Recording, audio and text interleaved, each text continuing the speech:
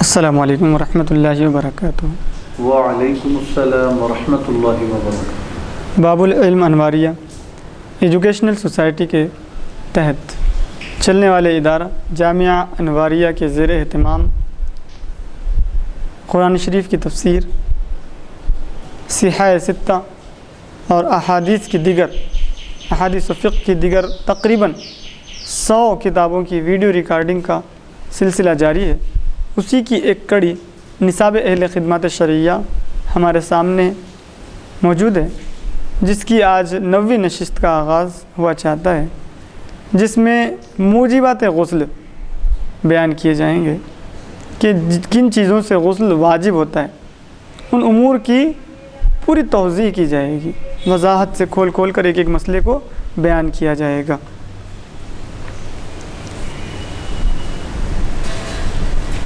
تو موجبات غسل 5 ہیں: شہوت سے منی کا نکلنا، احتلام ہونا، وطی کرنا، حیض کا موقوف ہونا، نفاس کا موقوف ہونا۔ موقوف یعنی رکنا۔ پہلی چیز شہوت سے منی نکلنا،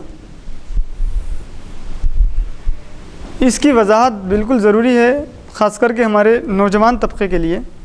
یہ صورت خاص ہے حالت بیداری کے ساتھ، یعنی جاگتے میں منی اپنی جگہ سے، انسان جاگ رہا ہے، بیٹھا ہوا ہے، ہوش و حواس میں ہے، تو منی اپنی جگہ سے شہوت کے ساتھ جدا ہو کر جسم سے باہر نکل گئی، خواہ عورت کو چھونے یا دیکھنے سے ہو یا محض تصور و خیال سے یا ہاتھ کے عمل مثلا جلق وغیرہ سے ہو۔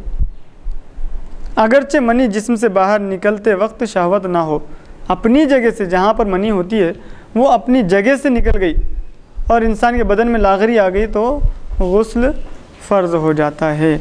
اگر شہوت کے ساتھ منی نکلنے پر قبل پیشاب کرنے یا سونے یا چلنے کے غسل کرے اور نماز پڑھے، پھر غسل کے بعد بقیہ منی بغیر شہوت کے نکلے تو پھر دوبارہ غسل کرنا فرض ہے، مگر نماز کو نہ لوٹائے۔ یعنی اس مسئلے کی وضاحت یہ ہے کہ ایک انسان کو منی نکلی، یعنی کہ احساس ہو گیا، ایک ہوتا ہے ایک دم بالکل جو ہے نا انسان کی آنکھوں میں اندھیری اور ہاتھوں میں جو ہے نا بالکل ایک دم لاغری آ جاتی ہے منی نکلنے کے بعد، تو وہ لاغری تو آ گئی، لیکن عضو مخصوص سے وہ منی باہر نہیں نکلی۔ منی کو اللہ تبارک تعالیٰ نے محفوظ رکھنے کے لیے جو نظام بنایا ہے، بعض علماء کہتے ہیں کہ ایک کٹورا ہے اس میں منی محفوظ رہتی ہے، بعض سائنسدان ڈاکٹر کہتے ہیں کہ کہیں کوئی ایسی جگہ بنی ہوئی نہیں ہے، پورے بدن میں سے منی نکلتی ہے۔ جب نکلنا ہوتا ہے خیال ہوتا ہے تو اس خیال میں کرنٹ کی طرح سے، کرنٹ کیسے تو نکلتا ہے ویسے پورے رگوں سے، غدودوں سے نکلتا ہے، وہ جو پاور ہوتا ہے، طاقت ہوتی ہے وہ بدن کی، وہ بدن نکلتی ہے، تو وہاں سے منی نکل گئی۔ اب عضو مخصوص سے نکلے یا نہ نکلے غسل فرض ہو جاتا ہے۔ تو اب وہاں سے یعنی بدن میں لاغری ہو گئی، آپ نے غسل کر لیا، منی نہیں نکلی تھی، پھر اس کے بعد میں وہ غسل کر کے آپ باہر نکلے تھے کہ پھر جو ہے نا منی اپنے عضو مخصوص سے باہر نکلی، تو پھر دوبارہ غسل کرنا فرض ہے۔ اگر منی اپنی جگہ سے بشہوت جدا نہ ہو بلکہ بوجھ اٹھانے یا بلندی سے گر پڑنے یا کسی اور صدمے سے نکل آئے تو غسل فرض نہ ہوگا، یعنی بیماری کی وجہ سے نکل جائے۔ اگر کسی کو منی جاری رہنے کا مرض ہو تو اس پر غسل فرض نہیں، نکلتے رہتی ہے، یہ اس کو بیماری ہو گئی بیچارے کو، اس کے اوپر غسل فرض نہیں۔ مزی یا ودی کے نکلنے سے غسل فرض نہیں ہوتا۔ مزی کہتے ہیں ایک ایسی رطوبت جو انسان کو اپنے خیالات کے پراگندہ ہونے کی بنا پر نکلتی ہے، جس میں کوئی قسم کا جھٹکا نہیں ہوتا، کوئی دفت نہیں ہوتی ہے، انسان اس کے نکلنے کے بعد انسان کے بدن میں کوئی لاغری پیدا نہیں ہوتی ہے، کمزوری یعنی کہ بالکل ایک دم ویکنس نہیں پیدا ہوتا، تو اس کو مزی کہتے ہیں۔ اور ودی کہتے ہیں جو پیشاب سے پہلے یا بعد میں جو خطرے نکلتے ہیں رطوبت کے، اس کو ودی کہتے ہیں۔ اس کے نکلنے سے غسل فرض نہیں ہوتا۔ پہلے امر کی شہوت سے منی نکلنے کی وضاحت مکمل ہوئی۔ دوسرا امر ہے احتلام ہونا۔ احتلام ہونا کسے کہتے ہیں؟ احتلام نام ہے حالت خواب میں انزال ہونے کا، یعنی کہ منی نکلنے کا، خواہ جماعی کیفیت محسوس ہو یا نہ ہو، یعنی کہ خواب میں وہ کسی صحبت کرے یا نہ کرے، اس کا احساس اس کو محسوس ہو یا نہ ہو، بس سویا اور انزال ہو گیا، منی نکل گئی تو غسل فرض ہو گیا۔ اگر کوئی مرد یا عورت سو اٹھنے کے بعد اپنے جسم یا کپڑے پر تری پائے، رطوبت پائے اور اس کو یقین ہو کہ یہ منی ہے، خواہ احتلام یاد ہو یا نہ ہو، احتلام ہوا تھا کہ نہیں، یعنی کہ صحبت اس نے خواب میں کی تھی یا نہیں کی تھی، کیا تھا یا نہیں کیا تھا، یا پھر خواب میں استری کی منی نکلنے کا اس کو خیال آیا تھا، ایسا کچھ بھی اس کو یاد ہی نہ ہو لیکن رطوبت اس کے بدن پہ دیکھیے تو بھی غسل فرض ہے، یقین ہو کہ وہ منی ہو، یا یقین ہو کہ یہ مزی ہے اور احتلام یاد ہو، یعنی دیکھنے کے بعد رطوبت اس کو یہ احساس ہو رہا ہے کہ یقین یہ ہو رہا ہے کہ یہ مزی ہے، لیکن اس کو یہ بھی خیال آ رہا ہے کہ میرے کو خواب میں احتلام ہوا تھا تو بھی غسل فرض ہے۔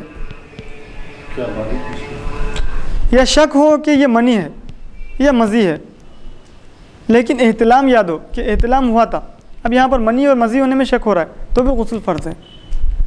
تو ان تینوں صورتوں میں غسل کرنا فرض ہے، اور اگر یقین ہو کہ یہ منی نہیں بلکہ مزی یا ودی ہے اور احتلام یاد نہ ہو، تو یہاں پر یا شک ہو کہ یہ منی ہے یا مزی یا ودی اور احتلام یاد نہ ہو لیکن سونے سے قبل عضو مخصوص کو استادگی رہی ہو، یعنی اس میں سختی تھی، تو ان دونوں صورتوں میں غسل فرض نہیں، یعنی احتلام یاد ہی نہیں ہے بھائی، اب رطوبت دیکھنے کے بعد اس کو یقین ہو رہا ہے کہ یہ مزید ہے، یا پھر شک ہو رہا اور احتلام یاد نہیں ہے تو بھی اس میں جو ہے نا غسل فرض نہیں ہوتا۔ اگر احتلام یاد ہو یہاں تک کہ انزال کی لذت بھی لیکن اس کا کوئی اثر جسم یا کپڑے پر نہ ہو تو غسل فرض نہیں، یعنی کہیں بھی کوئی اثر ہی نہیں دکھ رہا بدن پہ، اسی حکم میں عورت بھی داخل ہے، لیکن یہاں پر بھی اگر ہم غسل کر لیں تو بہتر ہے لیکن فرض نہیں ہوگا۔ یہ مسئلہ پھر دوبارہ بیان فرمائیں۔ یہ ہے کہ مسئلہ ہے کہ اگر احتلام یاد ہے، یعنی کہ خواب میں ایسا محسوس ہوا آپ کو کہ مجھ کو احتلام ہو گیا، یعنی کہ منی نکل گئی، اب جب بیدار ہوئے تو آپ جسم کے ذرے ذرے کو دیکھ رہے ہیں، کپڑے کے حصے کو دیکھ رہے ہیں، کہیں پر کوئی رطوبت نہیں دکھ رہی ہے، تو اس صورت میں غسل فرض نہیں ہے آپ کے اوپر، کوئی نہ کوئی رطوبت ہونی چاہیے بھائی احتلام یاد ہونے کے بعد۔ توضیح امر سوم وتی، پہلے شہوت سے منی نکلنا اس کی وضاحت ہو گئی، دوسرا احتلام، احتلام کے لیے تین صورتیں ایسی ہیں کہ جس میں احتلام کو مانا جاتا ہے، اس کے اوپر غسل فرض ہوتا ہے۔ پہلی صورت یہ کہ جسم یا کپڑے پر تری پائے اور اس کو یقین ہو کہ یہ منی ہے، خواہ احتلام یاد ہو یا نہ ہو، رطوبت دیکھے اور یقین ہو کہ وہ منی ہے تو غسل فرض ہے، یہ یقین ہو کہ یہ مزی ہے اور احتلام یاد ہو، مزی معلوم ہو رہا ہے، دیکھنے پہ مزی معلوم ہو رہی ہے، پتلی رطوبت ہے، کپڑے میں اتنا جو ہے نا وہ کوئی ٹائٹ بنا نہیں دکھ رہا، بالکل جو ہے نا خالی بس ایک جس طریقے سے مزی نکلنے پہ مزی لگنے پہ کپڑے کو کیسے ایک اثر پیدا ہوتا ہے ویسا اثر ہے، لیکن احتلام یاد ہے تو غسل فرض ہے اس کو۔ یا شک ہو کہ یہ منی ہے یا مزی لیکن احتلام یاد ہو، شک ہو یا پھر مزی ہونے کا یقین ہو لیکن احتلام یاد ہو تو پھر غسل فرض ہے۔ یہ تین صورتیں ایسی ہیں، لیکن احتلام ہوا تو یاد ہے لیکن کہیں بھی بدن پہ رطوبت ہی نہیں ہے تو غسل فرض نہیں ہے، لیکن کر لینا بہتر ہے۔ تیسرا امر، تیسری بات وتی جس سے غسل فرض ہوتا ہے، کسی مرد کے عضو مخصوص کا سرا، جس کو حشفہ کہتے ہیں، ختنہ کرنے کے بعد جو حصہ ظاہر ہو جاتا ہے سرا، جس کو عربی میں حشفہ کہتے ہیں، کسی عورت کے قبل خاص حصے میں یا کسی مرد یا عورت کے دبر مقام پاخانہ میں داخل ہونے کا نام وتی ہے۔ داخل ہو گیا وتی ہو گئی، منی نکلے نہ نکلے اس سے کوئی مطلب نہیں ہے۔ وتی سے فاعل و مفعول دونوں پر غسل فرض ہوتا ہے، اور یعنی عورت اور مرد یا مرد دونوں پر غسل فرض ہو جاتا ہے، خواہ کسی کو منی نکلے یا نہ نکلے، بشرط یہ کہ فاعل و مفعول دونوں بالغ ہوں، ورنہ جو بالغ ہو اس پر غسل فرض ہوگا، لیکن نابالغ کو بھی غسل کا حکم دیا جائے گا تاکہ طہارت کی عادت پیدا ہو۔ اگر کوئی شخص کسی چوپایا یا مردہ انسان سے یا ایسی چھوٹی لڑکی سے جو لائق شہوت نہ ہو وتی کرے تو جب تک انزال نہ ہو غسل فرض نہ ہوگا۔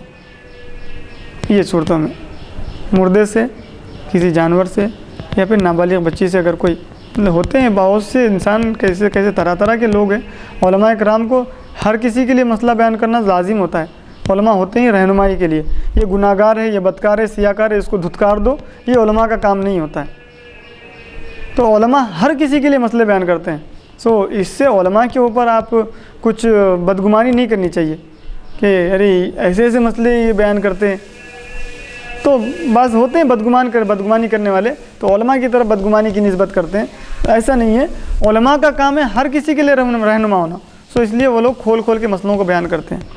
اور ہر شخص کو جو ہے اجازت ہے، مطلب خواہ وہ ظالم ہو، جابر ہو، قاتل ہو، ہر شخص جو ہے مسائل پوچھ سکتا ہے. تو اب ایسا شخص بھی مسئلہ پوچھیں گے، ایسا کرا تھا ویسا مسئلہ تو بیان کرنا ہی پڑے گا. نظامیہ میں آ کے بعد لوگ مفتی قبلہ کی صحبت مبارکہ میں 7-8 سال میں رہا ہوں، ایسے بھی جو ہے بے تکے سوالات لوگ آ کے کرتے ہیں. بالکل. لیکن اس کی اجازت ہے. قرآن میں اللہ تعالیٰ ارشاد فرماتا ہے کہ اے لوگوں، اگر تمہیں معلوم نہیں ہے تو علم والوں سے پوچھو. ہر کسی یہاں پر خیر نہیں ہے کہ سوال پوچھو، پوچھو یا کنڈیشن بتائی نہیں قرآن مجید میں. قرآن میں یہ کہا گیا ہے کہ اے لوگوں، اگر تمہیں معلوم نہیں ہے کسی مسئلے کے بارے میں، کسی چیز کے بارے میں، تو وہ جس چیز کا جاننے والا ہے تو اس سے پوچھو اس کے بارے میں. بالکل. اب کسی نے سوال کیا کہ مولانا اللہ تبارک و تعالیٰ قرآن مجید میں یہ ارشاد فرماتا ہے کہ ہر چیز جو ہے اللہ تعالیٰ نے قرآن میں بیان کر دی ہے. بالکل. کھول کر بیان، ہر چیز بیان کی. تو آپ مجھے یہ بتائیے کہ 1 کلو آٹے میں کتنی روٹیاں بنیں گی؟ یہ ہے کیا قرآن میں؟ تو ایک مولانا گئے، بولے ہے قرآن میں ہے. بولے کہاں ہے؟ قرآن میں اللہ تعالیٰ یہ ارشاد فرماتا ہے کہ روٹی کون ڈالتی؟ عورت سے جا کے پوچھ. جس سے معلوم نہیں ہے علم والوں سے پوچھو نا بھائی. اب روٹی کا جس کو علم ہے اس سے جا کے پوچھو، وہ بتائیں گے کہ 1 کلو میں کتنی روٹی ڈالیں گی، کتنی روٹی پڑتی ہے. بالکل. دیکھیے قرآن میں ہر چیز کا جواب علم والوں سے پوچھو. جو مسئلہ پوچھا جا رہا ہے، اب اس مسئلے کا ریلیٹڈ دین سے تو ناظمات نے مفتیوں سے، علماء سے آ کے پوچھے. اگر میرے کو ہارٹ کا مریض ہوں تو ہارٹ کا تو جاننے والا ہے، تو وہ اس سے جا کے پوچھے ہارٹ کے بارے میں. اس میں وضاحت جو کی گئی ہے، کتنا پیارا جو ہے یہ قرآن کی آیت ہے. اس میں ہر شخص کے سوال کا جواب دے دیا گیا ہے قیامت تک کے لوگوں میں. کیا رہنمائی ہے اس ایک آیت مبارکہ.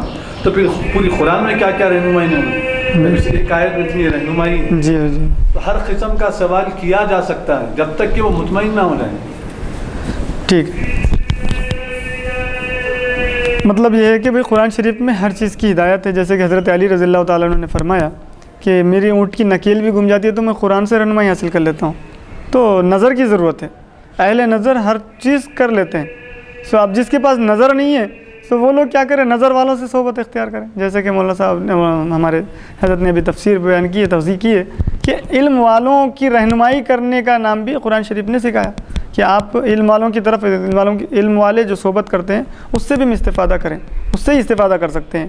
جس کو نثر نہ ہو، جس کو سمجھ نہ ہو، بصیرت نہ ہو، وہ قرآن سے استفادہ نہیں کر سکتا ڈائریکٹ، تو وہ علم والوں سے پوچھے. یہ طریقہ بھی قرآن نے خود بتایا ہے. تو اس طریقے سے بھی ہم قرآن ہی پر عمل کرنے والے اور قرآن ہی کو سمجھنے والے ہیں اور قرآن ہی سے استفادہ کر رہے ہیں. کیونکہ قرآن خود بتا رہا ہے کہ تو مجھ کو نہیں سمجھ سکتا، علم والوں سے پوچھ. سبحان اللہ، سبحان اللہ. تو علم والوں کے پاس بھیجنے والا بھی قرآن ہی ہے. کیا بات، بے شک. تو علم والوں کی بات کو ان سے مسئلہ پوچھ کے ہم اگر عمل کرتے ہیں تو یہ عمل علم والوں کے اوپر نہیں، یہ عمل قرآن کے اوپر ہوگا. اگر کسی مرد کا حشفہ کٹ گیا ہو تو اس کی باقی جسم سے اسی مقدار کا اعتبار کیا جائے گا. حشفہ کٹ گیا، اتنا حصہ کٹ گیا، تو حشفے کا اتنا حشفہ ہوتا ہے تو پھر اتنا حصہ جتنا ہے اس کا وضو باقی ہے، اتنا حصہ اگر داخل ہو گیا تو اس کو وطی مانا جائے گا. ان امور یعنی شہوت سے منی نکلنا، احتلام، وطی، یہ 3 چیزیں سے جس شخص پر غسل فرض ہو اس کو جنبی، کیا کہتے ہیں، جنبی. اور ان اسباب کو جنابت کہتے ہیں. یعنی وطی کرنے کے بعد آپ کو کہیں گے کہ بھئی آپ کے اوپر جنابت کی کیفیت ہے. احتلام ہونے کے بعد آپ کو کہیں گے کہ آپ کے اوپر جنابت کی کیفیت ہے. آپ کو منی نکل گئی شہوت کے ساتھ تو آپ کو کہیں گے کہ جنابت کی کیفیت ہے آپ کے اوپر، جنابت کا حکم ہوگا، آپ جنبی ہیں. تو ایسے حکم ہوتے ہیں. امر چہارم، حیض وہ خون ہے جو بالغہ عورت کے رحم سے ہر مہینہ آتا ہے. اس کی مقدار کم سے کم 3 دن اور زیادہ سے زیادہ 10 دن ہے. حیض کے مسائل میں وضاحت کی جائے گی. حیض کی مدت کم سے کم 3 دن رات اور زیادہ سے زیادہ 10 دن رات ہے. اگر اس مدت سے کم یا زیادہ کسی کو خون آئے تو وہ حیض نہیں بلکہ بیماری ہے. جس کو استحاضہ کہتے ہیں۔ حیض کی مدت میں سوا خالص سفیدی کے اور جس رنگ کا خون آئے وہ حیض ہی سمجھا جائے گا۔ حیض آنے کی ابتدائی عمر کم سے کم 9 سال اور انتہائی 55 سال ہے۔ بس اگر 9 سال سے کم یا 55 سال سے زیادہ عمر والی کو خون آئے تو وہ حیض نہیں، استحاضہ ہوگا۔ البتہ آخر الذکر عورت کو اگر خالص سرخ یا جیسے پہلے آتا تھا اسی رنگ کا خون آئے تو وہ حیض ہوگا، یعنی 55 سال والی عورت کو اگر 55 سال کے بعد بھی اگر خالص خون آتا ہے یا پھر جس طریقے سے اس کو مستقل 55 سال تک جس رنگ کا خون آتا تھا اسی رنگ کا خون، کالا پیلا وغیرہ، تو اس کو بھی حیض مانا جائے گا۔ 2 حیضوں کے درمیان پاک رہنے کی مدت جس کو طہر کہتے ہیں، یعنی ایک عورت کتنے دن تک پاک رہ سکتی ہے 2 حیضوں کے درمیان، تو وہ کم از کم 15 دن ہے، کم سے کم 15 روز ہے، زیادہ کی کوئی حد نہیں ہے۔ ہو سکتا ہے اللہ تبارک تعالیٰ مہلت دے، فرصت دے تو 2 مہینے 3 مہینے سال بھر زندگی بھر، 3 سال 4 ہاں سال، تو ایسا بھی ہوتا ہے، اللہ کے اوپر ہے۔ لیکن یہ ہے کہ کم از کم 15 دن تو اس کو طہر کے ملتے ہی ہیں، کم کی تو مقدار طے ہے، زیادہ کی کوئی حد نہیں۔ اگر 15 روز سے قبل دوسرا خون ظاہر ہو تو وہ استحاضہ ہوگا، بیماری کا خون کہیں گے، اور اس میں حیض کا حکم نہیں دیا جائے گا، جیسا کہ حیض کے حکم میں نماز نہیں پڑھنا ہے، روزہ نہیں رکھنا ہے۔ اب آپ کو 15 دن سے پہلے اگر آ گیا تو آپ کو برابر اس کو دھو کر اس سے پاکیزگی حاصل کر کے اب آپ کو روزہ بھی رکھنا ہے، نماز بھی پڑھنی ہے۔ اگر مدت حیض کے اندر طہر معلوم ہو تو وہ بھی حیض میں داخل ہے، اس کو طہر متخلل کہتے ہیں۔ جس عورت کو حیض کی عادت مقرر ہو، اس کو عادت سے زیادہ خون آئے لیکن 10 دن سے زیادہ نہ ہو تو وہ حیض ہی سمجھا جائے گا۔ البتہ 10 دن سے زیادہ ہو تو عادت سے زیادہ دنوں کا شمار استحاضہ میں ہوگا، اور جس کی عادت مقرر نہ ہو اس کے 10 دن حیض اور 10 سے زیادہ دن استحاضہ میں شمار پائیں گے۔ استحاضہ کا مطلب یہ ہوتا ہے کہ بھئی اب اس پہ غسل فرض نہیں ہوتا، بس وہ جو خون نکلتا ہے اس خون کو دھو لینا ہے۔ جس طریقے سے ناک سے خون نکلے تو کیا کرتے ہیں ہم اس کو خون کو دھو لیتے ہیں، وضو کر لیتے ہیں، تو اسی طریقے سے وہ بھی عورت کیا کرے، وہ اپنی شرمگاہ کو دھو لے، وہ خون نکلنے کے بعد پھر وضو کر لے، نماز پڑھے، اس کے اوپر غسل فرض نہیں ہوتا ہے اور نہ ہی اس کو نماز اور روزہ معاف ہوتے ہیں۔ نفاس وہ خون ہے جو بچہ پیدا ہونے کے بعد عورت کے رحم سے آتا ہے۔ نفاس کا حکم اس وقت کے خون سے دیا جائے گا جبکہ نصف سے زیادہ بچہ باہر نکل آنے کے بعد نکلے، اس سے پہلے جو خون نکلے وہ نفاس نہیں بلکہ استحاضہ ہے۔ نفاس کی مدت زیادہ سے زیادہ 40 دن رات ہے اور کم کی کوئی حد نہیں۔ ممکن ہے کہ کسی کو بالکل نفاس ہی نہ آئے، جیسے کہ بعض ولی صفت حضرات کی پیدائش پہ یہ ان کے والدین کو تحفہ عنایت ہوتا ہے اللہ تبارک تعالیٰ کی طرف سے کہ کوئی خون ہی نہیں آتا۔ نفاس کی مدت زیادہ سے زیادہ 40 دن رات ہے اور کم کی کوئی مدت نہیں ہے۔ نفاس کی مدت میں سوا خالص سفیدی کے جس رنگ کا خون آئے وہ نفاس سمجھا جائے گا۔ خالص سفیدی آ رہی ہے تو نفاس نہیں ہوگا، اس کے علاوہ کسی بھی رنگ کا، پیلا، کالا، نیلا، مٹی والا، جس بھی رنگ کا ہو تو اس کو نفاس سمجھا جائے گا۔ نفاس اور حیض کے درمیان پاک رہنے کی مدت کم سے کم 15 روز ہے۔ جس عورت کی عادت مقرر ہو اس کو اگر عادت سے زیادہ خون آئے لیکن 40 دن سے زیادہ نہ ہو تو وہ سب نفاس ہی سمجھا جائے گا، البتہ 40 دن سے زیادہ ہو تو استحاضہ کہلائے گا۔ اگر حمل گر جائے اور اس کا کوئی عضو بن چکا ہو تو نفاس ہے ورنہ نہیں۔ یہ سارے احکام حد سے اکبر کے ہیں، یعنی انسان کو شہوت کے ساتھ منی نکلی یا احتلام ہوا یا ہوتی کی یا عورت کو ماہانہ خون آیا یا بچہ پیدا ہونے کے بعد جو خون بہا رک گیا، اب اس کے بعد جو آپ کے اوپر حکم ہوگا اس کو کیا کہیں گے؟ حد سے اکبر کہیں گے۔ حد سے اکبر یعنی آپ کے اوپر حد کی کیفیت طاری ہے، وہ بھی حد سے اکبر کی کیفیت طاری ہے۔ آپ کے لیے احکام کیا ہیں، آپ کے لیے رہنمائی کیا ہے، وہ بیان کیے جاتے ہیں۔ جن چیزوں سے غسل فرض ہوتا ہے ان کے پیدا ہونے سے یعنی ان کے لاحق ہونے سے جو شرعی حالت انسان کی جسم پر طاری ہوتی ہے وہ حد سے اکبر ہے۔ حد سے اکبر کی حالت میں نماز پڑھنا، سجدہ کرنا، کعبہ مکرمہ کا طواف کرنا، قرآن شریف کا چھونا، قرآن شریف کا بقصد تلاوت پڑھنا، اگرچہ ایک آیت سے کم ہو، کسی آیت کا لکھنا، ایسی انگوٹھی وغیرہ کا چھونا یا پہننا جس میں آیت لکھی ہو، مسجد میں داخل ہونا وغیرہ، یہ سب امور حرام ہیں۔ اللہ اکبر۔ یعنی اگر آپ کو جنابت ہو گئی ہو، بعض لوگ شوقین ہوتے ہیں آیتوں کی انگوٹھیاں پہننے کے، وہ لوگ عبرت حاصل کریں، اصلاح کی ضرورت ہے، پہننا کوئی حرام ناجائز نہیں ہے، لیکن اس میں احتیاط بھی ضروری ہے۔ کسی عبادت کا شوق اچھی چیز ہے، لیکن اس کے لیے جو احتیاط ضروری ہے وہ بہت ضروری ہے۔ اس میں جو آیت کی انگوٹھی پہنتے ہیں وہ لوگ اگر جنابت کی حالت میں ہو، احتلام ان کو ہو گیا، تو فوراً وہ انگوٹھی نکال دیں، وہ انگوٹھی پہن کے نہ رہیں۔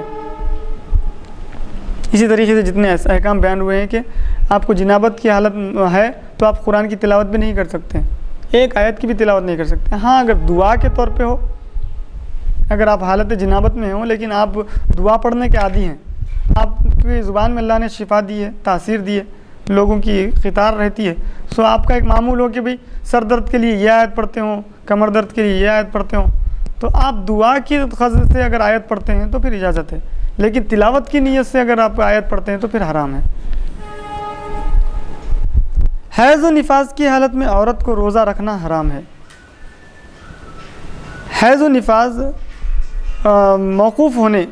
نفاس کی حالت میں نماز بالکل معاف ہے، یعنی حیض و نفاس موقوف ہونے کے بعد عورت پر اس کی قضا نہیں، البتہ روزوں کی قضا لازم ہے۔ جو عورت معلمہ ہو وہ حیض کی حالت میں کامل ایک آیت کی تلاوت کیے بغیر صرف ایک لفظ کر کے تعلیم دے سکتی ہے۔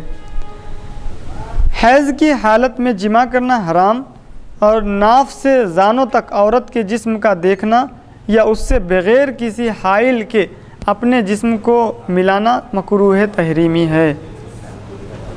البتہ اس کے سوا باقی سب بدن سے مساس اور نفع لینا درست ہے۔ حائضہ عورت کے ساتھ مل کر سو جانا یا اس کے مستعملہ پانی یا اور اشیاء کا استعمال کرنا یا اس سے کھانا پکوانا وغیرہ درست ہے۔ اگر کوئی عورت اپنے ایام کو بھول جائے، یعنی کسی زمانے کے متعلق شک ہو کہ یہ زمانہ حیض کا ہے یا طہر کا یا حیض سے خارج ہونے کا، تو اس صورت میں وہ ہر نماز کے وقت غسل کر کے نماز پڑھا کرے۔ جس عورت کا حیض 10 دن رات آ کر بند ہو گیا ہو، اس سے قبل غسل بھی جائز ہے، البتہ بغیر غسل کے جماع نہ کرنا مستحب ہے۔ جس عورت کا حیض 10 دن رات آ کر بند ہو گیا، اس سے قبل غسل بھی جماع جائز ہے، یعنی جماع اب غسل یعنی حیض بند ہو گیا، بند ہونے کے بعد ابھی جیسے رات میں بند ہوا، اب شوہر کو خواہش ہو رہی ہے کہ جماع کرنے کی، اب یہاں پر غسل کرنا اس کو فرض نہیں ہے، بغیر غسل کے بھی صحبت کر سکتے ہیں حیض رکنے کے بعد، یعنی عادی طور پر اس کو 10 دن آتا ہے حیض اور رک گیا، تو اب اس رات وہ بغیر غسل کے جماع بھی کر سکتا ہے۔ البتہ بغیر غسل کے جماع نہ کرنا مستحب ہے، غسل کے بعد ہی اگر جماع کیا جائے تو بہتر ہے۔ اور جس کا حیض 10 دن رات سے کم مگر عادت کے موافق آ کر بند ہوا ہو، تو جب تک غسل نہ کرے یا ایک نماز کا وقت نہ گزر جائے جماع جائز نہیں، البتہ غسل کے بعد جائز ہے، یا ایک نماز کا وقت گزر جانے پر بغیر غسل بھی جائز ہے۔ اور اگر عادت سے بھی کم آ کر بند ہوا ہو تو تاوقتے کہ عادت کے دن پورے نہ ہو لیں جماع جائز نہیں، اگرچہ عورت غسل بھی کر لے۔ یہ صورتیں استحاضہ سے غسل فرض نہیں ہوتا، اور اس حالت میں نماز روزہ وغیرہ سب درست ہے، البتہ ہر نماز کے لیے تازہ وضو کر لینا چاہیے۔ حالت استحاضہ میں جماع جائز ہے۔ تنبیہ: جس پر غسل واجب ہو اس کو چاہیے کہ نہانے میں تاخیر نہ کرے، اگر اتنی تاخیر کی کہ نماز کا آخر وقت آ گیا تو اب فوراً نہانا فرض ہے۔ یہ جو بعض عورتیں ہیں حیض و نفاس موقوف ہونے کے بعد بھی دیر لگاتی ہیں، خصوصاً نفاس والی عورتیں چلا کا انتظار کرتی ہیں 40 دن کا، یعنی پورے 40 دن تک بغیر غسل کے رہتی ہے اور اپنے آپ کو ناقابل نماز تصور کرتی ہیں، سخت نادانی اور غلطی ہے۔ عورت کو بچہ پیدا ہونے کے بعد 40 دن تک نمازوں سے روکے رہنا غلط ہے، اسی وقت تک روکے رہنا چاہیے جب تک کہ اس کو خون آتا ہو، خون آ رہا ہو، خون رک گیا آپ پاک ہو گئی، آپ کے اوپر نماز فرض اور روزہ فرض ہو گیا۔ اسی طریقے سے ماہواری جو خون آتا ہے رک گیا آپ کو عادت کے مطابق 7 دن کی عادت ہے، 5 دن کی عادت ہے، 4 دن کی عادت ہے، تو اس کے بعد آپ کو غسل فوراً کر لینا چاہیے۔ ہاں اگر عذر ہو کہ آپ کی طبیعت خراب ہو جاتی ہے ٹھنڈے پانی سے تو گرم پانی کر کے نہا لیں۔ جس وقت حیض و نفاس ختم ہو جائے اسی وقت غسل کرے اور نماز شروع کرے۔ یہاں تک غسل کے مسائل بیان ہوئے، اس سے پہلے کے باب میں بھی بیان کیے گئے تھے۔ اب یہاں پر جو بیان کیے جا رہے ہیں حصے صوم میں یہ تفصیلی ہیں۔ اسی طریقے سے پانی کے مسائل اب یہاں پر بیان کیے جاتے ہیں۔ پانی کے اقسام، پانی 2 قسم کا ہے، مطلق، مقید۔ پھر مطلق کی 2 قسمیں ہیں، جاری، راکد۔ مطلق کہتے ہیں جس میں کوئی قید ہی نہیں ہے، بالکل بغیر کسی قید کے اس کو استعمال کی اجازت ہو۔ مقید جس میں کوئی قید ہو، کوئی شرط ہو، اس کو کہتے ہیں۔ پھر مطلق ہو کہ پانی مقید ہو، ان میں 2 قسم ہیں، ایک جاری بہتا ہوا پانی اور راکد یعنی ٹھہرا ہوا پانی۔ یعنی مطلق پانی میں بھی 2 قسمیں، ٹھہرا ہوا پانی رہتا ہے اور بہتا ہوا پانی رہتا ہے، اور مطلق پانی میں بھی 2 قسمیں ہوتی ہیں، ٹھہرا ہوا اور رکا ہوا۔ ان سب کی تعریفات اور احکامات سلسلہ وار درج ذیل ہیں۔ آب مطلق یعنی مطلق پانی جس میں کوئی قید نہیں ہے۔ آب مطلق وہ پانی ہے جس کو عام بول چال میں پانی کہیں، پانی کہیں بس، اور جو پانی کے لفظ سے فوراً ذہن میں آ جائے، جیسے پانی بولتے نل کا پانی آ جاتا، فریج کا پانی آ جاتا، وضو کا پانی، یہ بارش کا پانی آ جاتا، پانی جیسے میہ کا پانی، برسات کا پانی، دریا کا پانی، ندی، نہر، تالاب، حوض، چشمے، کنویں کا پانی، پگھلے ہوئے برف، اولے اور شبنم کا پانی۔ آب مطلق پاک اور اس سے وضو و غسل بھی درست ہے۔ ایسے پانی جس کو پانی بولتے ذہن میں آ جائیں، سو ان سے وضو اور غسل دونوں بھی درست ہے، اور ناپاک چیزیں بھی اس سے پاک ہو جاتی ہیں، جیسے کہ کپڑا ناپاک ہے، ان پانیوں سے دھویا جائے تو پاک ہو جاتا ہے۔ آب مطلق زیادہ ٹھہرے یا بند رہنے یا کسی برتن میں رکھے رہنے سے یا اس میں درختوں کے پھل پتے گرنے سے ناپاک نہیں ہوتا، اگرچہ اس کے تینوں وصف رنگ، بو، مزہ بدل جائیں۔ یعنی کہ رنگ، بو بدل، مزہ بدل گیا، یعنی رنگ بدل گیا، تھوڑا سا رنگ تھوڑا پتے کی طرف مائل ہو گیا، یا بو تھوڑی سی آنے لگی اس میں، یا مزے میں تھوڑا سا فرق آ گیا تو ناپاک نہیں ہوتا۔ ہاں جب اس کا پتلا پن دور ہو جائے اور پانی کا نام پانی نہ رہے تو اس سے وضو و غسل درست نہیں۔ جیسے کہ پانی گاڑھا ہو گیا، بالکل جس طریقے سے پانی کو بہنا چاہیے اس طریقے سے نہیں بہہ رہا، پتے اتنے اس میں مل گئے کہ پانی میں بالکل منہمل ہو گئے۔ اب وہ پانی کو گاڑھا کر دیا، کوئی بھی چیز سمجھ لیجئے، پانی آب مطلق کو گاڑھا کر دی، آرام سے آسانی سے پانی نہیں بہہ رہا ہے، بہنا ختم ہو گیا اس کا، تو پھر اس سے بھی غسل وضو درست نہیں ہے۔ اگر آب مطلق میں کوئی پاک شے مل جائے، مثلا مٹی، چونا، شکر، زعفران، دودھ وغیرہ، یا کوئی ایسی چیز ملائیں یا ملا کے پکائیں جس سے مقصود میل صاف کرنا ہو، جیسے صابن یا بیری کے پتے وغیرہ، جس کی وجہ سے رنگ، بو، مزہ بدل جائے لیکن پانی کی طبیعت نہ بدلے، یعنی پتلا پن اور نام باقی رہے، تو اس سے وضو و غسل درست ہے، وضو و غسل درست ہے۔ پاک چیز ملنے سے، پاک کوئی بھی چیز ملا لیجیے آپ، اور اس میں جو ہے نا پانی کا پتلا پن اور اس کا جو بہنے کی جو طاقت ہے وہ ختم نہیں ہوتی ہے، تو اس سے ہم وضو کر سکتے ہیں۔ یعنی دودھ ملا دیے لیکن اس کا پتلا پن نہیں بدلا، مزہ بدل گیا، رنگ بدل گیا، لیکن پتلا پن نہیں ختم ہوا، تو آپ غسل کر سکتے ہیں۔ اور اگر پانی گاڑھا ہو جائے، جیسے ستو ملا ہوا، یا بول چال میں اسے پانی نہ کہیں بلکہ کوئی اور نام ہو جائے، جیسے شربت، یا پانی میں کوئی ایسی چیز ملا کر پکائیں جس سے مقصود میل صاف کرنا نہ ہو، مثلا چائے، شوربہ وغیرہ، یا زعفران کا اتنا رنگ آئے کہ کپڑے رنگنے کے قابل ہو، یا دودھ کا رنگ یا بو پانی پر غالب آ جائے، تو ایسی صورتوں میں وضو و غسل درست نہیں۔ یہ تھے آب مطلق کے احکام۔ اب آب جاری، بہتے ہوئے پانی کے احکام کیا ہیں؟ بہتا ہوا پانی کہتے کسے ہیں؟ آب جاری وہ پانی ہے جو گھاس کے تنکے کو بہا لے جائے، بس وہ آب جاری ہے۔ بہت بڑی دریا یا ندی یا نالا ہونے کی ضرورت نہیں ہے، ایک تنکے کو بھی جو بھی بہا کے لے جائے وہ آب جاری ہے، یا جس کو لوگ بہتا ہوا کہیں۔ آب جاری نجاست کے گرنے یا کسی جانور کے گر کر مر جانے سے ناپاک نہیں ہوتا جب تک کہ اس کا کوئی وصف، رنگ یا بو یا مزہ بدل نہ جائے۔ یعنی اب یہاں جانور گرا، اس کے بعد جانور جو مر گیا، وہاں سے جو پانی بہہ رہا ہے وہ جانور کا اثر اس میں آ جائے، یعنی کہ اس کے بال نکل کے بہہ رہے ہیں یا پھر اس کا خون نکل کے بہہ رہا ہے، پانی پر اثر کر دے، اس کے وصف کو بدل دے، تو پھر آب جاری میں اثر ہوتا ہے، پھر اس سے غسل درست نہیں۔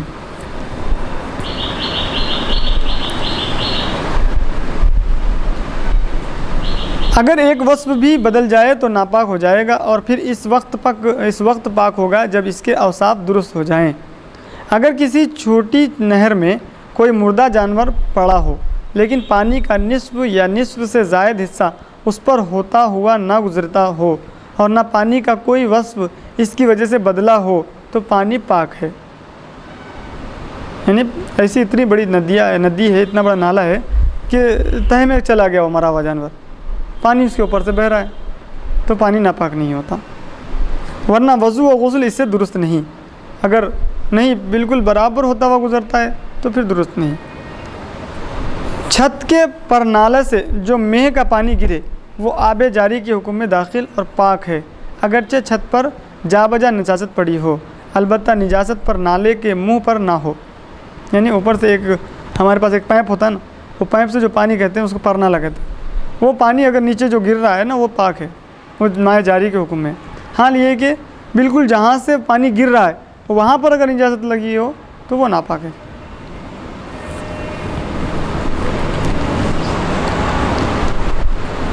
نجاست کی وجہ سے پانی کا کوئی وصف نہ بدلا ہوا ہو۔ کسی نہر کے کنارے چند آدمیوں کا برابر متصل بیٹھ کر وضو کرنا درست ہے، اگرچہ نہر چھوٹی سی ہو۔ جس نہر میں پانی بہت کم ہو اور آہستہ بہتا ہو اس سے وضو اس طرح کرے کہ مستعمل پانی دوسرے پانی میں ملنے نہ پائے، مثلا پانی اٹھانے میں اتنی تاخیر کرے کہ مستعمل پانی بہہ جائے۔ مستعمل پانی کے احکام آگے بیان ہوں گے۔ یہ آب جاری تھا، پہلا آب مطلق تھا، دوسرا آب جاری، اب تیسرا ہے آب راکد، ٹھہرا ہوا پانی۔ آب راکد وہ پانی ہے جو ایک جگہ ٹھہرا ہوا ہو، بہتا نہ ہو، اور اس کی دو قسمیں ہیں، کثیر، قلیل۔ آب کثیر وہ پانی جس کی ایک طرف حرکت دینے پر دوسری طرف اس کا اثر نہ ہو، یعنی ہاؤس میں بیٹھے آپ، ایک طرف آپ اس کو ہلائیے تو دوسری طرف نہیں ہلتا، دوسری طرف کا پانی جیسا کہ ہوتا ٹھہرتا، یہ بعد میں ہلتا ہے، بہت دیر لگتی ہے، ہلاتے نہیں ہلتا۔ آپ نے جو حرکت دی ہے وہ حرکت ہلکے سے جا کے پھر اس کو ہلاتی ہے، ورنہ فوراً ہلانے سے نہیں ہلتا، تو اس کو آب کثیر کہتے ہیں۔ یعنی وضو و غسل کے وقت اس کی دوسری جانب متحرک نہ ہو۔ اس کے عام فہم مقدار جو علماء متاخرین نے قرار دی ہے یہ ہے کہ جو پانی 10 دردہ یعنی 10 گز طول 10 گز عرض مربع ہو وہ آب کثیر ہے، یعنی ایسا لمبائی میں چوڑائی میں 10 ہاتھ کے برابر اس کا احاطہ ہو، جی، تو اس کو آب کثیر کہیں گے۔ آب کثیر میں گہرائی صرف اس قدر معتبر ہے کہ دونوں ہاتھ ملا کر پانی لینے سے زمین نہ کھل جائے، یعنی زمین ہل نہ جائے، زمین کی جو مٹی ہے وہ ہل نہ جائے۔ آپ کو اگر چلو لے رہے ہیں زمین پہ کوئی اثر نہیں ہو رہا ہے تو آپ بس آب کثیر کافی ہے۔ اس قدر معتبر ہے کہ دونوں ہاتھ ملا کر پانی لینے سے زمین نہ کھل جائے اور پانی میں گدلا پن نہ آ جائے، یعنی میلا پن نہ آئے۔ آب کثیر آب جاری کے حکم میں ہے، یعنی نجاست کے گرنے سے ناپاک نہیں ہوتا جب تک کہ نجاست کی وجہ سے پانی کا کوئی وصف نہ بدل جائے۔ اگر ایک وصف بھی بدل جائے تو ناپاک ہو جائے گا۔ آب کثیر، اگر آب کثیر میں کوئی ایسی نجاست گرے جو نظر نہ آتی ہو، مثلا شراب یا پیشاب وغیرہ، تو اس کے ہر جانب وضو و غسل درست ہے، اور جو نظر آتی ہو جیسے پاخانہ، مردہ جانور وغیرہ، تو اس کی دوسری جانب یا مقام نجاست سے بقدر 4 گز کے ہٹ کر وضو و غسل کرنا چاہیے۔ یعنی مسئلے کی وضاحت یہ ہے، آپ ہاؤس میں بیٹھے ہوئے ہیں، ہاؤس کے پاس وضو کر رہے ہیں، تو وہاں پر بعض بچے کیا کرتے ہیں، وضو یا اس ہاؤس میں نہانے کے عادی ہوتے ہیں، لاک منع کرنے کے بعد بھی مسجد کے وضو خانے میں نہاتے ہیں بس، اور بعض تو اتنے شریر ہوتے ہیں کہ اس میں پیشاب بھی کر دیتے ہیں. یا پھر آپ ایسے سوئمنگ پول پہ گئے کہ وہاں پر جو ہے نا عام طور پہ نہایا جاتا ہے اور بڑا چوڑا ہے, وہاں پر تو اکثر جو ہے نا یہ حرکتیں ہوتی ہیں, تو اور یہ جو پیشاب ہے یہ دکھتا نہیں ہے, یہ ایسی نجاست دکھتی نہیں ہے. تو ایسی نجاست اگر اس میں ملی ہوئی ہو تو آپ کو اجازت ہے کہ دکھ رہی نہیں, کہیں سے بھی آپ وضو کر سکتے ہیں, کیونکہ پانی کی مقدار بہت ہے اور نجاست بالکل کم ہے اور دکھ نہیں رہی ہے, اور آب کثیر ہے, آب قلیل نہیں ہے, تو آپ کہیں سے وضو کر سکتے ہیں. لیکن اگر کسی شریر نے اس میں پاخانہ کر دیا, اب وہ تو دکھتا ہی ہے, اوپر ہی بالکل رہتا ہے, تو اب جہاں پر وہ پاخانہ دکھ رہا ہے اس سے 4 ہاتھ دور ٹھہر کے 4 ہاتھ دور آپ وضو کر سکتے ہیں.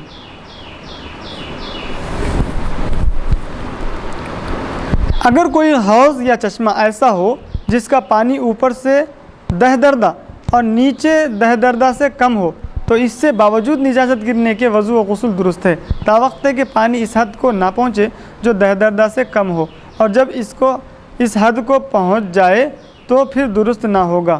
اور جو حوض یا چشمہ اوپر دہدردہ سے کم اور نیچے سے دہدردہ ہو اور اس میں نجاست گر جائے تو اس سے وضو اور غسل درست نہیں جب تک کہ اوپر کا پانی ختم ہو کر دہدردہ کے حد کو نہ پہنچے. یعنی اس میں تھوڑی سی حکمت ہے, اس میں ایک تھوڑی سی تفصیل کی بات ہے. بعض حوض ایسے بنتے ہیں, گھروں میں جو سم ہوتے ہیں ایسے ہوتے ہیں کہ نیچے سے تو بہت چوڑا ہوتا ہے, اوپر آ کے اس کا منہ چھوٹا ہو جاتا ہے. اور مسجد کے حوض کبھی کبھار جگہ کی تنگی کی بنا پر کیا ہوتا ہے, کوئی پتھر وغیرہ آنے کی بنا پر کیا ہوتا ہے, نیچے کا سوراخ جو ہوتا ہے وہ کم ہوتا ہے, لیکن اوپر آتے آتے اس کو جو ہے نا پھیلا دیتے ہیں. یہ 2 قسم کے حوض ہوتے ہیں, تو ان کے دونوں کے الگ الگ مسئلے ہیں. جو پہلا حوض ہے سم, اس میں پانی کم ہوگا اور اس کا جو پھیلاؤ ہے وہ دہدردہ کے برابر پھیلے گا, تو اس سے وضو غسل کر سکتے ہیں ڈائریکٹ اس میں. اور اگر وہ پورا منہ تک پانی بھر گیا تو پھر اس سے وضو غسل نہیں کر سکتے. اور اگر وہ جو بتایا ہوں حوض جو نیچے سے کم اوپر سے زیادہ ہے دہدردہ ہے, تو اس حوض میں پانی جب بھرے گا تو اس میں وضو غسل کر سکتے ہیں. لیکن جب پانی کم ہو گیا اور اس کی جو چوڑان ہے کم ہو گئی تو اس میں وضو غسل نہیں کر سکتے. تو اس طریقے کا مسئلہ ہے. یعنی بس مسئلہ یہ ہے کہ پانی جب آپ کے ہاتھ کو لگ رہا ہے, آپ پانی سے جس وقت استفادہ کر رہے ہیں اس وقت پانی کا جو چوڑا جو اس کا جو احاطہ ہے, اس کا جو گھیراؤ ہے وہ دہدردہ تک ہونا چاہیے. حوض کتنا ہے اس سے کوئی مقصد نہیں ہے. حوض نیچے سے چوڑا ہے یا اوپر سے چوڑا ہے, اوپر سے تنگ ہے نیچے سے تنگ ہے, اس سے کوئی مقصود نہیں ہے.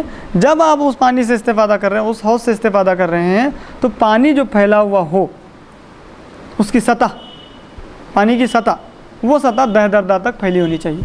یہ بالکل واضح مسئلہ ہے, ایک جامع مسئلہ کہ پانی کی سطح دہدردہ تک ہونی چاہیے. اس کا نچلا حصہ یا اس اوپری حصے سے کوئی مطلب نہیں ہے, سطح. اگر کسی ناپاک حوض میں پاک پانی داخل ہو اور اس کی وجہ سے حوض بہنے لگے تو ایسی حالت میں اس کا پانی پاک ہو جائے گا. یعنی بھئی پانی کم تھا حوض میں, اس کے بعد میں جو ہے نا آپ نے موٹر چالو کی, اب اس کے بعد میں پانی بہنا شروع ہو گیا, ایک نالا بنا ہوا ہوتا ہے حوض کے, اب پانی بہنا شروع ہو گیا تو وہ ناپاک پانی جو ہے نا پاک ہو جاتا ہے. یہی وجہ ہوتی ہے کہ مسجد میں جو ہوتا ہے, مساجد میں کبھی کبھار حوض چھوٹے بھی ہوتے ہیں تو بور کھول کے پانی کو جاری کر دیتے ہیں تاکہ وضو جائز ہو جائے, غسل جائز ہو, جو ناپاک پانی تھا وہ پاک ہو جائے. اگر کسی حوض یا تالاب میں کوئی جمی ہو اور ایسی ہو کہ پانی حرکت دینے سے متحرک ہو تو اس سے وضو و غسل درست ہے ورنہ درست نہیں. اگر کسی حوض میں بدبو ہو مگر نجاست معلوم نہ ہو یا کسی حوض میں صرف نجاست کے گرنے کا احتمال ہو, پورا یقین نہ ہو, اس سے وضو و غسل درست ہے. یقین ہونا چاہیے. جیسے کہ حضرت عمر بن خطاب رضی اللہ تعالیٰ عنہ کے زمانے اقدس میں آپ کے ساتھ کوئی صحابی سفر پہ نکلے, سو ایک دیہات میں پہنچے, وہاں پر پانی کا ایک چھوٹا سا تالاب تھا, تو دیکھا کہ اس تالاب کے پورے کناروں پہ کیا کہتے ہیں گھر بنے ہوئے ہیں اور سب کی نجاستوں کا رخ اس تالاب کی طرف ہے. لیکن حضرت عمر بن خطاب رضی اللہ تعالیٰ عنہ جہاں پر آپ وضو بنا رہے ہیں وہاں پر نجاست کچھ بھی نہیں دکھ رہی ہے. جو آپ کے ساتھ صحابی رسول تھے انہوں نے عرض کیا حضور امیر المومنین یہاں تو اندیشہ ہے کہ پوری نجاستیں وہ لوگ اسی میں ڈالتے ہوں گے. تو آپ نے دریافت کیا تمہیں یقین ہے کہیں نجاست تم نے دیکھی ہے؟ جب تک تمہیں یقین نہ ہو اس پانی کو آپ پاک مانو اور استفادہ کرو. آپ نے وہاں پر سے استفادہ کیا. تو یقین ہونا چاہیے کسی بھی چیز میں, احتمال پیدا کر کے بلا وجہ کی دشواریاں نہیں پیدا کرنی چاہیے. اکثر لوگوں کا ایک عالم معمول ہے کہ نکتہ چینی کرنا ان کی عادت ہوتی ہے, ان کی صفت ہوتی ہے, اور اس میں کچھ نہ کچھ عیب نکالتے ہیں, کچھ نہ کچھ پریشانی پیدا کرتے ہیں. ارے یہ ہو سکتا ہے, وہ ہو سکتا ہے. ہوا کیا, حاضر کیا ہے, اس کے اوپر ہمیں عمل کرنا ہے. آب قلیل, آب قلیل وہ پانی ہے جو کثیر نہ ہو یعنی دردہ سے کم ہو. آب قلیل تھوڑی سی نجاست مثلا ایک قطرہ شراب یا پیشاب یا خون یا ذرا سا پاخانہ سے ناپاک ہو جاتا ہے. یعنی پوری ٹاکی بڑی ہو دردہ سے کم ہو, ایک پیشاب کا قطرہ گر گیا تو ناپاک ہو جاتی ہے. اگرچہ نجاست کے اثر سے پانی کا کوئی وصف بھی نہ بدلے. خون جاری جن جانوروں میں ہوتا ہے ان کا بدن مر جانے کے بعد ناپاک ہو جاتا ہے. بس ایسے جانور قلیل پانی میں گر کر مر جائیں تو پانی ناپاک ہو جائے گا. ہاں وہ جانور جن میں خون جاری نہ ہو گر کر مر جائیں, خواہ مر کر گریں تو پانی ناپاک نہ ہوگا. اسی طرح آبی جانور کے مرنے سے پانی ناپاک نہیں ہوتا ہے. آبی جانور جیسے مچھلی, مینڈک. جنگل میں جا بجا بارش کا پانی جو جمع ہوتا ہے اگر وہ قلیل ہے اور بظاہر اس میں نجاست نہیں معلوم ہوتی تو پاک ہے. گڑھے محض نجس ہونے کی وہم پر ناپاک نہ سمجھا جائے گا. تنبیہ, کنویں کا پانی اگرچہ قلیل ہے لیکن برخلاف اور قلیل پانی کے یہ ناپاک ہونے کے بعد پاک ہو جاتا ہے, اس لیے اس کے احکام علیحدہ بیان کیے جائیں گے. یعنی دوسرے پانی جو ہے نا ناپاک ہونے کے بعد پاک نہیں ہوتے, لیکن کنویں کے احکام کچھ اور ہیں. حوض میں اگر ناپاک ہو گیا پورا حوض خالی کرنا ضروری ہے, لیکن کنواں قلیل ہے, دردہ سے کم ہے, چھوٹا ہے, لیکن گہرائی میں بہت ہوتا ہے, اس وجہ سے اس کے احکام تھوڑے الگ ہیں. اس میں سے کیا ہوتا ہے 200 ڈول نکالنے سے وہ پاک ہو جاتا ہے بعض صورتوں میں, بعض صورتوں میں 40 ڈول نکالنے سے پاک ہو جاتا ہے. اس لیے کنویں کے احکام انشاءاللہ پورے تفصیل سے احکام آ رہے ہیں. تو آب قلیل کے میں ہی وہ بھی شامل ہوتا ہے, لیکن اس میں چونکہ تھوڑی سی تفصیل ہے اس لیے الگ سے اس کا باب قائم کیا گیا ہے. اب پانی کے قسمیں بیان کی جا رہی ہیں. سب سے پہلے آب مطلق کا بتایا گیا, آب جاری کے احکام بتائے گئے, آب راکد کے احکام بتائے گئے, آب کثیر کے احکام بتائے گئے, آب قلیل کے احکام بتائے گئے. اب آب مقید یعنی ایک ایسا پانی جس میں قید ہو. آب مقید وہ پانی ہے جس کو عام بول چال میں پانی نہیں کہتے, جیسے گلاب, کیوڑا, سرکہ یا پانی کے ساتھ اور کوئی خصوصیت لگاتے ہیں, جیسے تربوز کا پانی, ناریل کا پانی, اس میں کوئی قید ہوتی ہے. آب مقید سے وضو و غسل درست نہیں. آب مقید سے وضو و غسل درست نہیں, یعنی گلاب کے پانی سے, ناریل کے پانی سے, تربوزے کے پانی سے, خربوزے کے پانی سے وضو و غسل درست نہیں ہے. البتہ ناپاک چیزیں اس سے پاک ہو سکتی ہیں. یعنی آپ کا کپڑا ناپاک ہے, اب کوئی پانی نہیں ہے, آپ کو دھونا ہے تو آپ پاک کر سکتے ہیں اس کو اس پانی سے. آب مستعمل, آب مستعمل وہ پانی ہے جس سے حد سے دور کیا جائے. حد سے یعنی بدن کی غلاظت نہیں, اس چیز کو سمجھنا چاہیے. آپ نے پیشاب کیا اور پیشاب کو جو لگا ہوا تھا وہ پانی سے دور کر دیا. اب آپ کے بدن پہ کوئی نجاست نہیں ہے, لیکن اس کے باوجود بھی آپ نماز نہیں پڑھ سکتے. ایک حکم ہے آپ کے اوپر حدث کا, جو حکم ہوتا ہے جو آپ کو نماز سے روکتا ہے, اس حکم کو حدث کہتے ہیں, اس کیفیت کو حدث کہتے ہیں. اس کیفیت کو دور کرنے کے لیے وہ وضو کیا جاتا ہے اور غسل کی حاجت میں غسل کیا جاتا ہے. اس کیفیت کو دور کرنے کے لیے جو پانی استعمال کیا جاتا ہے اس کو مائع مستعمل کہتے ہیں. ورنہ آئین نجاست کو, منی بدن پہ لگی ہوئی اس کو دھو رہے ہیں تو وہ تو پانی ناپاک ہے. یا پاخانے کو دور کریں وہ پانی ناپاک ہے, پیشاب کو دور کریں وہ پانی ناپاک ہے, کیونکہ اس میں نجاست ملی ہوئی ہے. وہ پانی نہیں, بلکہ ان نجاستوں کو دور کرنے کے بعد نماز کو جائز کرنے کے لیے, غسل کرنے کے لیے جو پانی استعمال کیا جاتا ہے, یا پھر وضو کرنے کے لیے جو پانی استعمال کیا جاتا ہے اس کو ماء مستعمل کہتے ہیں۔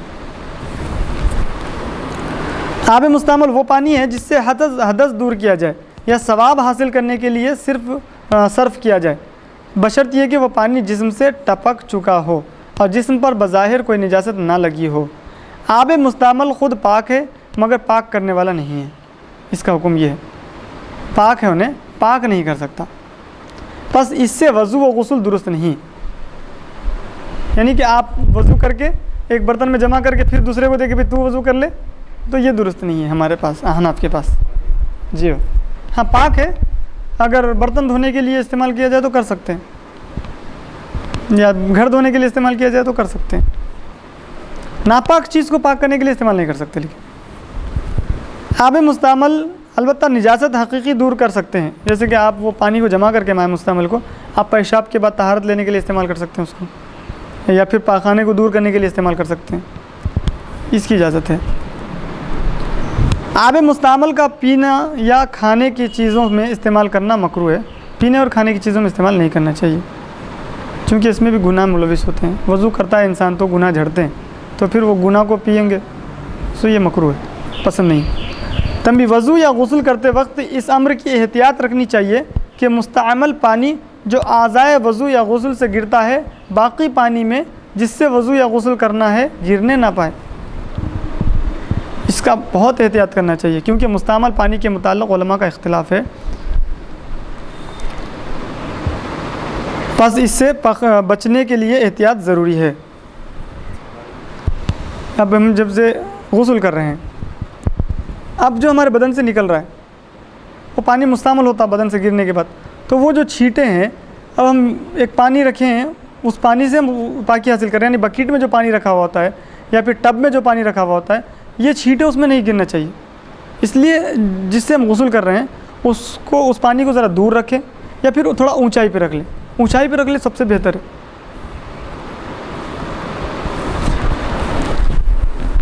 اب کنویں کے احکام کیا کیا ہیں؟ عام حکم، کنویں کا پانی پاک ہے جب تک کہ اس میں کوئی ایسی چیز نہ گرے جس کے گرنے سے پانی ناپاک ہو جاتا ہے۔ وہ چیزیں جن سے کنویں کا پانی ناپاک ہو جاتا ہے دو قسم کے ہیں، ایک وہ جن کے گرنے سے کل پانی ناپاک ہو جاتا ہے، پورا کا پورا پانی ناپاک ہو جاتا ہے، دوسری وہ جن سے کل ناپاک نہیں ہوتا۔ وہ چیزیں جن کے گرنے سے کنویں کا کل پانی ناپاک ہو جاتا ہے یہ ہیں، نجاست خواہ تھوڑی ہو یا بہت، خفیفہ ہو یا غلیظہ۔ خفیفہ اور غلیظہ کی تعریف آگے نجاستوں کے بیان میں آئے گی، اور مختصر تعریف پیچھے بھی بیان کی گئی ہے، یعنی ہلکی اور غلیظ نجاست،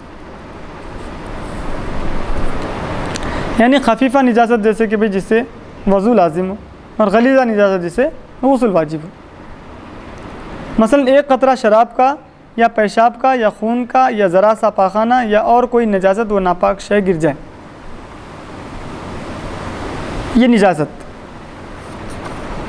ایک چیز، بڑے جسم والے جاندار مثلا بکری، آدمی وغیرہ کنویں میں گر کر مر جائیں۔ دو، اگرچہ ان میں سے کوئی بھی پھولا پھٹا نہیں ابھی۔ نمبر 3، جن جانوروں کے اندر خون جاری ہو، خواہ چھوٹے ہوں مثلا چڑیا، چوہے وغیرہ کے، یا متوسط جیسے مرغی وغیرہ لیکن آبی نہ ہو، پانی کا نہ ہو، وہ کنویں میں گر کر پھولیں یا پھٹ جائیں یا پھولے پھٹے ہوئے گر جائیں۔ 3، مردہ کافر گر جائے، خواہ غسل سے قبل گرے یا بعد، مردہ مسلمان جبکہ غسل سے قبل گر جائے۔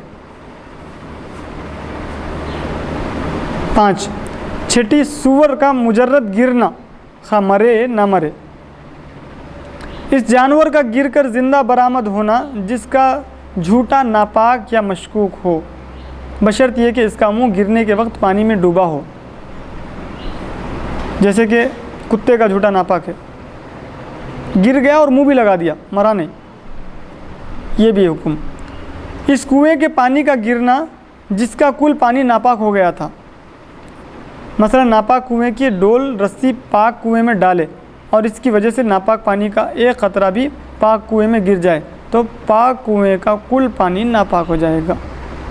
یہ پوری صورتوں میں اتنی صورتیں جو بیان کی گئی، میں نے بالکل وقفے سے بیان کیا ہے، سو یہ ساری صورتوں میں کنویں کا پانی ناپاک ہو جاتا ہے۔ وہ چیزیں جن کے گر جانے سے کنویں کا کل پانی ناپاک نہیں ہوتا اور ان کا حکم یہ ہے: چوہا یا چڑیا یا ان کے برابر یا ان سے بڑا مگر بلی سے چھوٹا کوئی جانور کنویں میں گر کر مر جائے یا مر کر گرے لیکن پھولے پھٹے نہیں تو کل پانی ناپاک نہ ہوگا، اور اس صورت میں 20 سے 30 ڈول تک پانی نکال دینے سے کنواں پاک ہو جائے گا۔ یہ صورتوں میں 20 ڈول نکالنا واجب اور 30 کا نکالنا مستحب ہے۔ بلی یا کبوتر یا ان کے برابر یا ان سے بڑا مگر بکری سے چھوٹا کوئی جانور کنویں میں گر کر مرے یا مرا ہوا گرے لیکن پھولے پھٹے نہیں تو کل پانی ناپاک نہ ہوگا، اور اس صورت میں 40 سے 60 ڈول تک پانی نکالنے سے کنواں پاک ہو جائے گا۔ 40 ڈول نکالنا واجب اور 60 نکالنا مستحب ہے۔ اگر مذکورہ نمبر 1 یا 2 کا پانی کسی پاک کنویں میں گر جائے تو اس کا پانی بھی اسی قدر نکالنا واجب ہے، یعنی یہی اوپر جو 1-2 بیان کیے گئے ہیں کہ بلی وغیرہ وغیرہ، چوہا وغیرہ، ان کا پانی کسی کنویں میں گر گیا تو جس طریقے سے چوہے کے برابر جانور گر کے مر گیا، پھلا پھوٹا نہیں، تو 20 سے 30 ڈول، اسی طریقے سے بلی یا بلی کے برابر کوئی جانور گرا مرا پھلا پھٹا نہیں تو 40 سے 60 ڈول اس کنویں کا بھی پانی نکال دیں جس میں اس کنویں کا پانی گرا ہو۔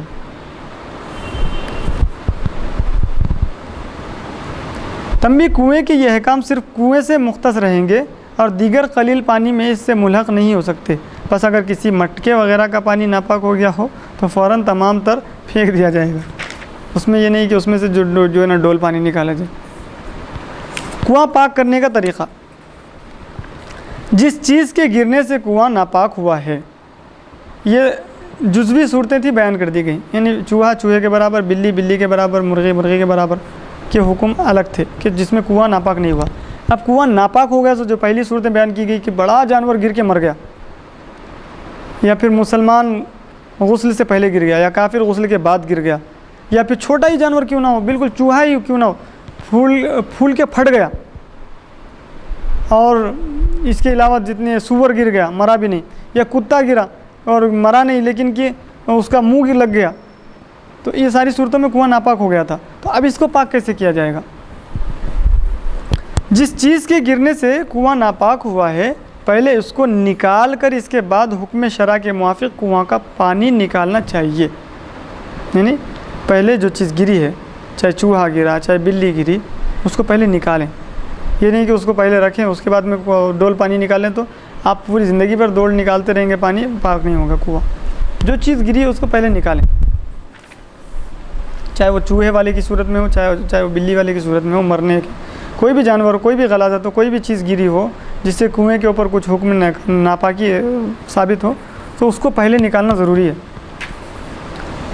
پانی نکالنا چاہیے۔ جب تک وہ چیز نہ نکالی جائے گی کنواں پاک نہ ہوگا، اگرچہ پانی کتنا ہی کیوں نہ نکالا جائے۔ ہاں اگر وہ چیز ایسی ہو کہ نکل سکے، مثلا ناپاک لکڑی یا کپڑے کا ٹکڑا، تو اس وقت پانی نکال دینے سے کنواں پاک ہو جائے گا۔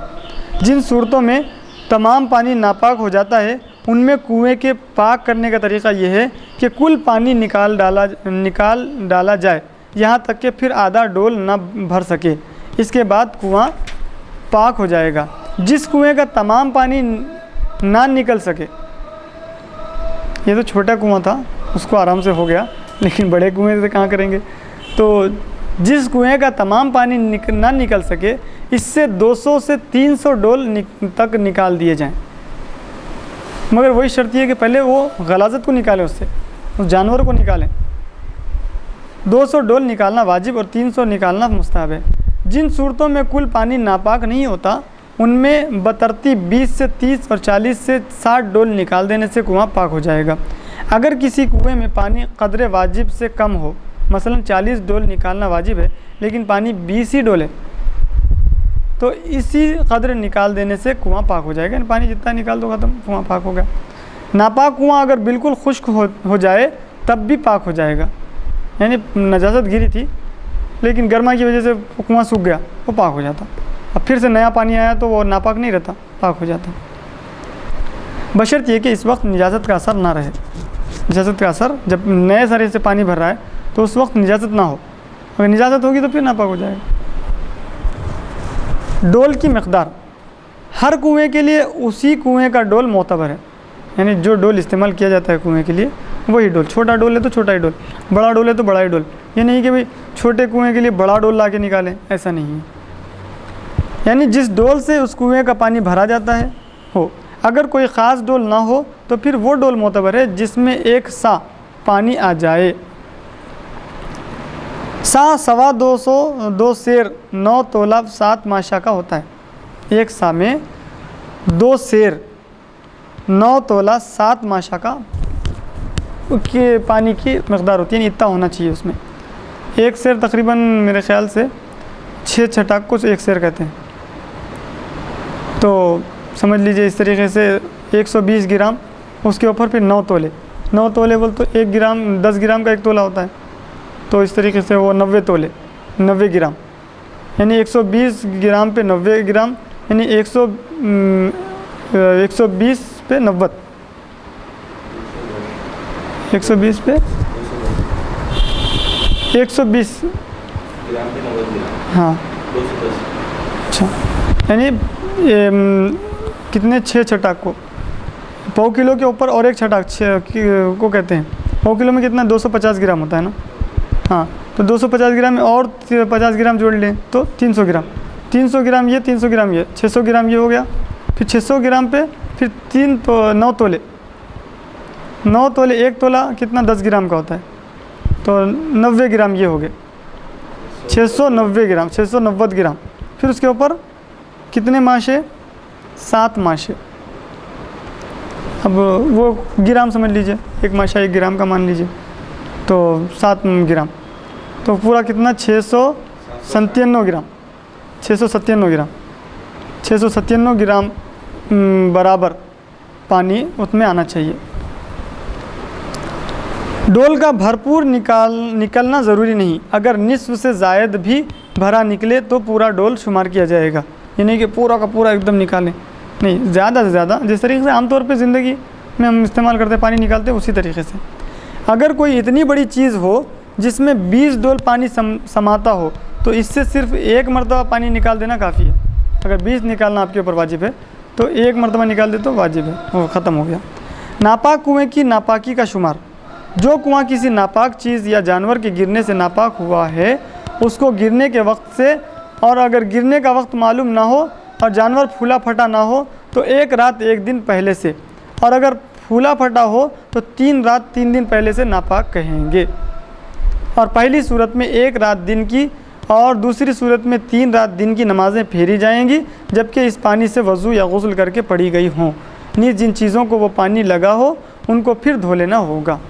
یعنی اس کی وضاحت یہ ہے کہ کنویں سے ہم پانی استعمال کر رہے ہیں، جیسے ہی ہم وضو کے لیے گئے تو وہاں پر ہم نے نجاست دیکھ لی تو اسی وقت سے اس کنویں کو ناپاک کہیں گے. ٹھیک ہے. اور اگر وہ چیز مر گئی، پھولی پھٹی نہیں، پھٹی پھولی نہیں، مری بھی دیکھے تو اب اس کو جو ہے نا 1 دن پہلے سے اس کو جو ہے نا ناپاک مانا جائے گا. کنویں کو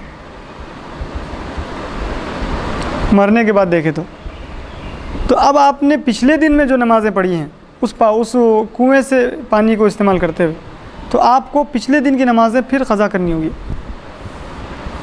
اور اگر آپ نے جب اس جانور کو دیکھا تو پھول کے پھٹ گیا تھا تو اب آپ کو 3 دن پہلے سے نمازوں کو دہرانا پڑے گا.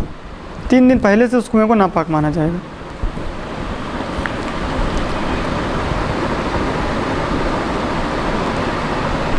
جن چیزوں سے کنواں ناپاک نہیں ہوتا، یعنی بعض ایسی چیزیں ہیں کہ کنواں ان سے ناپاک نہیں ہوتا. آبی جانور، مچھلی، مینڈک وغیرہ، یا وہ جانور جن میں خون جاری نہ ہو، مثلا مکھی، مچھر، بچھو وغیرہ کنویں میں گر کر مر جائیں یا مر کر گریں، ان سے کنواں ناپاک نہیں ہوتا اگرچہ پھول یا پھٹ جائیں. اونٹ یا بکری کی 1-2 مینگنیاں یا مرغی اور بط کی سوا اور پرندوں مثلا کوے، چیل، چمگادڑ وغیرہ کی بیٹ پخانہ گرنے سے کنواں ناپاک نہ ہوگا۔ سور کے سوا کل جانوروں کی خشک ہڈی یا ناخن یا بال گرنے سے اگرچہ وہ مردار ہوں کنواں ناپاک نہیں ہوتا، بشرط یہ کہ مردار کی ہڈی پر گوشت یا چکنائی نہ ہو۔ اگر سور کی ہڈی بھی گر جائے تو کنواں ناپاک ہو جائے گا۔ اگر کنویں کے قریب کوئی نالا یا گڑھا ایسا ہو جس میں ناپاک پانی جمع رہتا ہو لیکن اس کا اثر کنویں کے پانی میں معلوم نہ ہو تو کنواں ناپاک نہ ہوگا۔ آدمی کا گوشت یا کھال ناخن سے کم کنویں میں گر جائے تو ناپاک نہ ہوگا۔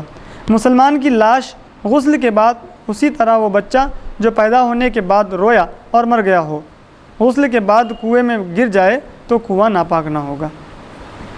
اگر آدمی کنویں میں گر جائے اور زندہ نکل آئے یا ڈول وغیرہ نکالنے کے لیے غوطہ لگائے تو کنواں ناپاک نہ ہوگا، بشرط یہ کہ اس کے کپڑے یا جسم پر نجاست نہ ہو۔ نجاست ہوگی تو ناپاک ہو جائے گا۔ اگر سور کے سوا کوئی بھی جانور کنویں میں گر جائے اور پھر زندہ نکل آئے تو کنواں ناپاک نہ ہوگا، مگر شرط ہے اس میں اس کے جسم پر نجاست نہ ہو اور اس کا منہ پانی میں نہ ہو، جی ہو، پانی میں نہ ڈوبا ہو۔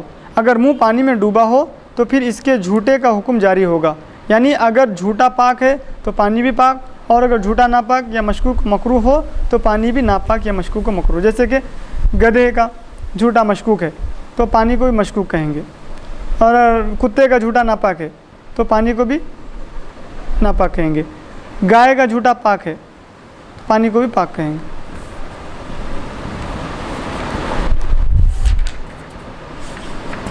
بس جھوٹے کے تھوڑے احکام بیان کر کے آج کی اس نشست کو برخاست کرتے ہیں کہ جھوٹا کن کا کیا ہے، کن کا پاک ہے، کن کا ناپاک ہے۔ جن کا جھوٹا پاک ہے، آدمی کا جھوٹا پاک ہے، خواہ مسلمان ہو یا کافر، مرد ہو یا عورت، جنبی ہو یا حائضہ، یعنی آپ ناپاک ہیں تو بھی آپ کا جھوٹا پاک ہے۔ حیض کی حالت میں بھی عورت ہے تو اس کا جھوٹا پاک ہے، نفاس کی حالت میں بھی ہے تو عورت کا جھوٹا پاک ہے، بشرط یہ کہ کوئی ناپاک چیز شراب، سور وغیرہ کھائے پیے ہوئے نہ ہو۔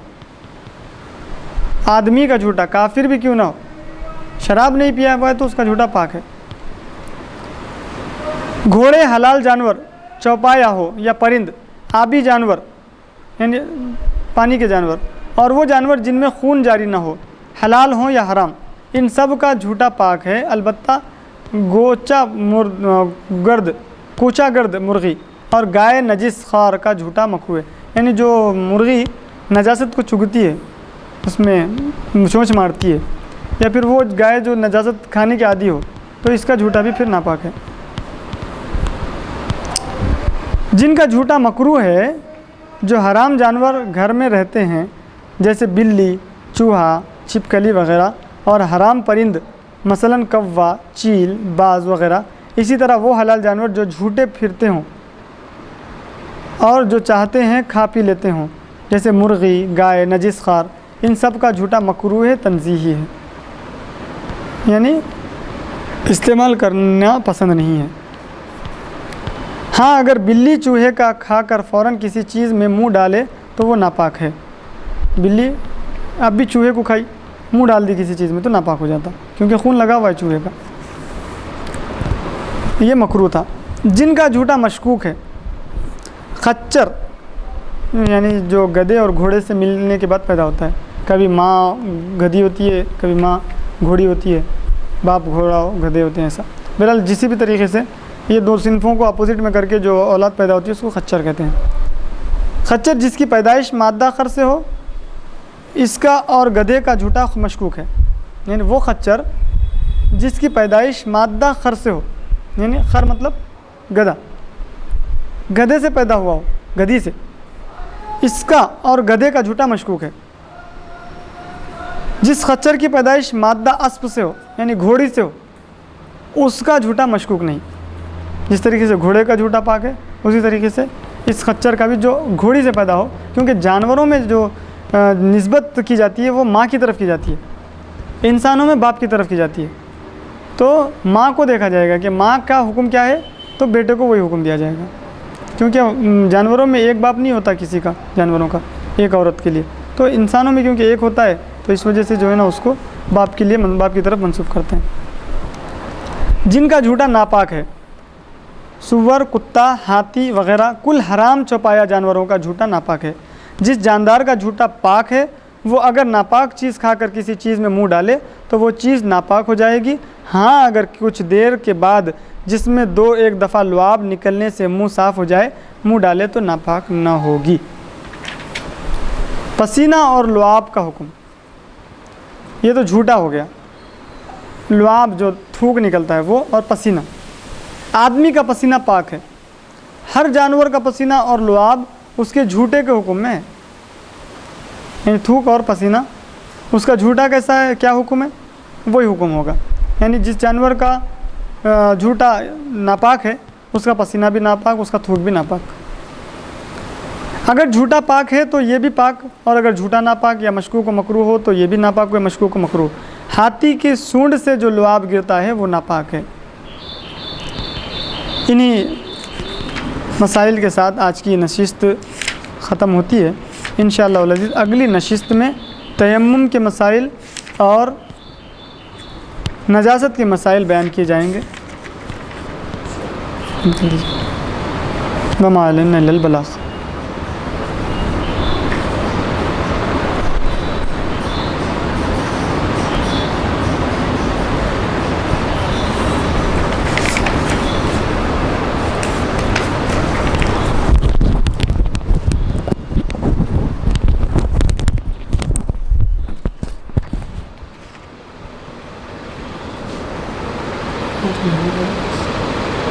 مجھے